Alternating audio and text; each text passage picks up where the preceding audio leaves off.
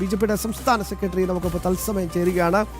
ശ്യാം, ഒന്ന് ആലോചിച്ച് നോക്കൂ, ഈ കൊച്ചു കേരളത്തിൽ എന്തൊക്കെയാണ് നടക്കുന്നത് എന്നൊരു ചോദ്യം വളരെ കൗതുകരമായി തന്നെ ചോദിക്കേണ്ട ഒരു സാഹചര്യമാണ്. ഇടതുപക്ഷവുമായി കോൺഗ്രസിൻ്റെ നേതാവ്, തിരുവനന്തപുരത്തിൻ്റെ ജനപ്രതിനിധി ചർച്ച നടത്തുന്നു എന്നാണ് നമുക്ക് ഇപ്പോൾ പറയാവുന്ന ഏറ്റവും പ്രധാനപ്പെട്ട പോയിന്റ്. അതും ചർച്ച നടക്കുന്നത് ദുബായിൽ വെച്ചാണ്.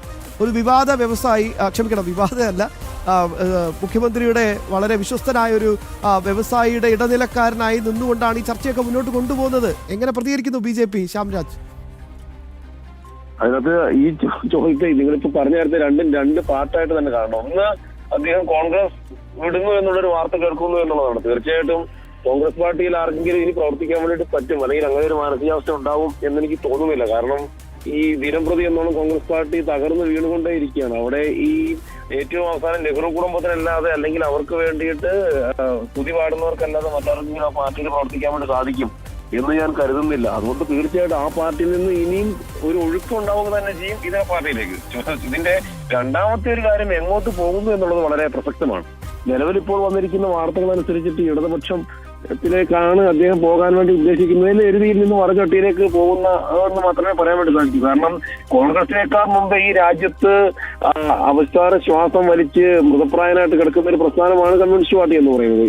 ഈ രാജ്യത്തെ ഒട്ടുമിക്ക സംസ്ഥാനങ്ങളിലും വലിയൊരു പ്രാതിനിധ്യം ഒരു കാലഘട്ടത്തിലുണ്ടായിരുന്നത് ഇപ്പോൾ കേരളത്തിലേക്ക് മാത്രമായി ചുരുങ്ങി, അതും ഒരു അലയൻസ് ഇല്ലാതെ ഒറ്റയ്ക്ക് നിൽക്കാൻ വേണ്ടിയിട്ട് പോലും കഴിയാത്തത്ര ദുർബലമായിട്ടുള്ള ഒരു പാർട്ടിയായിട്ട് കമ്മ്യൂണിസ്റ്റ് പാർട്ടി മാറിയിരിക്കുകയാണ്. അപ്പോൾ ആ പാർട്ടിയിലേക്ക് അത് വാർത്തകൾ മാത്രമാണ്, നിലവിൽ നമുക്ക് വരുന്ന സൂചനകൾ മാത്രമാണ്. എനിക്ക് തോന്നുന്നു ശ്രീ ശ്യാംരാജ്, ഇവിടെ ഏറ്റവും പ്രധാനപ്പെട്ടത് ഞാൻ അങ്ങ് പറഞ്ഞ ആ രണ്ടാമത്തെ പാർട്ടി തന്നെയാണ് എന്റെ ഫോക്കസ് പോയിന്റ്. ഇപ്പൊ കോൺഗ്രസ്, ഇപ്പൊ നമുക്ക് ഓൾ ഇന്ത്യ ലെവൽ തന്നെ നോക്കുകയാണെങ്കിൽ ഊന്നാനൊരു വടിയില്ലാതെ ഒന്ന് എഴുന്നേറ്റ് നിൽക്കാൻ പോലും പറ്റാത്ത അവസ്ഥയിലേക്ക് രാഷ്ട്രീയമായി ഒരു ഗതികേടിലേക്ക് കോൺഗ്രസ് മാറുന്നു. ഇപ്പോൾ ബീഹാർ മാത്രം എടുക്കുക, അവിടെ RJD എന്നൊരു രാഷ്ട്രീയ പാർട്ടി ഇല്ലെങ്കിൽ കോൺഗ്രസ് ഇല്ല. തമിഴ്നാട് എടുക്കാം, അവിടെ DMK എന്നുള്ള രാഷ്ട്രീയ പാർട്ടി ഇല്ലെങ്കിൽ കോൺഗ്രസ് ഇല്ല. അങ്ങനെ ഓരോ സ്റ്റേറ്റിൽ എടുത്ത് നോക്കുകയാണെങ്കിൽ ഇതാണ് അവസ്ഥ. മറ്റ് സ്റ്റേറ്റുകളുടെ സ്ഥിതി നമുക്ക് അറിയാലോ. ഇങ്ങ് കേരളത്തിൽ ഇപ്പോൾ ഏതാണ്ട് അതേ അവസ്ഥ. മുസ്ലിം ലീഗിൻ്റെ ഒരു ബലമില്ലെങ്കിൽ കോൺഗ്രസ് ഇല്ല. ഇപ്പോൾ കോൺഗ്രസിനുള്ളിലെ കാര്യങ്ങൾ പോലും ചർച്ച ചെയ്യുന്നത് പാണക്കാട്ട് വെച്ചാണ് തീരുമാനം എടുക്കുന്നതെന്ന് ഇപ്പോൾ നാട്ടിൽ എല്ലാവർക്കും മനസ്സിലായി. നാട്ടിൽ പാട്ടാണ്. അപ്പോൾ ഈ ഒരു അവസ്ഥയിൽ ശശി തരൂരിന് ഒരു പക്ഷേ പുറത്തേക്ക് പോകേണ്ടി വരും. കാരണം അദ്ദേഹത്തിൻ്റെ ഒരു ക്യാൻവാസ് നമുക്കൊക്കെ അറിയാലോ. പക്ഷെ ആ പുറത്തേക്ക് പോകുന്ന തരൂര് എങ്ങോട്ടേക്ക് എന്നൊരു ചോദ്യമാണ് വളരെ പ്രധാനം. അതെ, അത് തന്നെയാണ്. ഇപ്പോ അതിനകത്ത് ഇപ്പൊ കേരളത്തിലെ, അതായത് ഈ ഓൾ ഇന്ത്യ ലെവലിലെ കമ്മ്യൂണിസ്റ്റ് പാർട്ടിയാണ് കോൺഗ്രസ് പാർട്ടി എന്ന് പറയുന്നത്. നിങ്ങൾ സൂചിപ്പിച്ച പോലെ ഒറ്റയ്ക്ക് അവരെ കൊണ്ടൊരിടത്ത് നിൽക്കാൻ വേണ്ടി സാധിക്കില്ല. കേരളത്തിൽ കമ്മ്യൂണിസ്റ്റ് പാർട്ടിക്ക് എങ്ങനെയാണോ ഇതര കക്ഷികളോടൊപ്പം നിൽക്കാൻ വേണ്ടി സാധിക്കുന്നത്, ഊന്നുവടികളായിട്ട് നിൽക്കാൻ വേണ്ടി സാധിക്കുന്നത്, അതുപോലെ തന്നെ ദേശീയ തലത്തിൽ ഊന്നുവടികൾ കൊണ്ട് മാത്രം നിലനിൽക്കുന്ന ഒരു പ്രസ്ഥാനമാണ് ഈ കോൺഗ്രസ് പാർട്ടി എന്ന് പറയുന്നത്.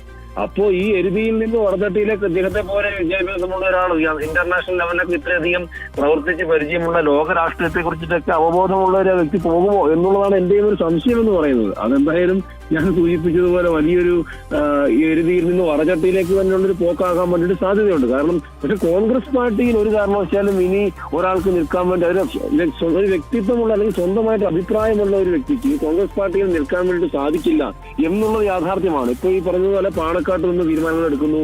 ഇവിടെ ദീർഘദേശം പറഞ്ഞു പറഞ്ഞിട്ടില്ല. അതായത് UDF സർക്കാർ കേരളത്തിൽ അധികാരത്തിൽ വരുന്നത് തന്നെ മുസ്ലിം സമുദായത്തിന് വേണ്ടിയിട്ടാണ് എന്നാണ് KM ഷാജി പറഞ്ഞത്. KM ഷാജി പറഞ്ഞിട്ടുള്ളത്.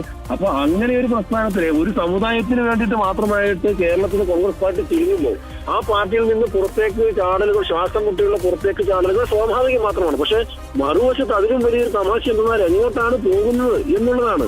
ഈ അവസാന ശ്വാസത്തിനാണ് ദീർഘശ്വാസം വലിച്ചുകൊണ്ടിരിക്കുന്ന കമ്മ്യൂണിസ്റ്റ് പാർട്ടി ഇതിന് തത്തുല്യമായതല്ലേ പോപ്പുലർ ഫ്രണ്ടിനെയും അതോടൊപ്പം തന്നെ ജമാഅത്തെ ഇസ്ലാമിയെയും PDP-യെയും ഒക്കെ ഒപ്പം നിർത്തിയിട്ട് നമ്മുടെ കേരള സംസ്ഥാനത്തിലുണ്ടായിരുന്ന തീവ്രവാദ വിരുദ്ധ സ്ക്വാഡിനെ പോലും തിരിച്ചുവിട്ട കമ്മ്യൂണിസ്റ്റ് പാർട്ടിയെ പോലെ ഒരു പ്രസ്ഥാനത്തിലേക്ക് അദ്ദേഹത്തിന് എങ്ങനെ പോകാൻ കഴിയുന്നു എന്നുള്ളത് ഇപ്പോൾ വാർത്തകൾ മാത്രമാണ്. പക്ഷെ അങ്ങനെയെങ്കിൽ എങ്ങനെ പോകാൻ കഴിയുമോ എന്നുള്ളതാണ് എന്റെ ഒരു ചോദ്യവും.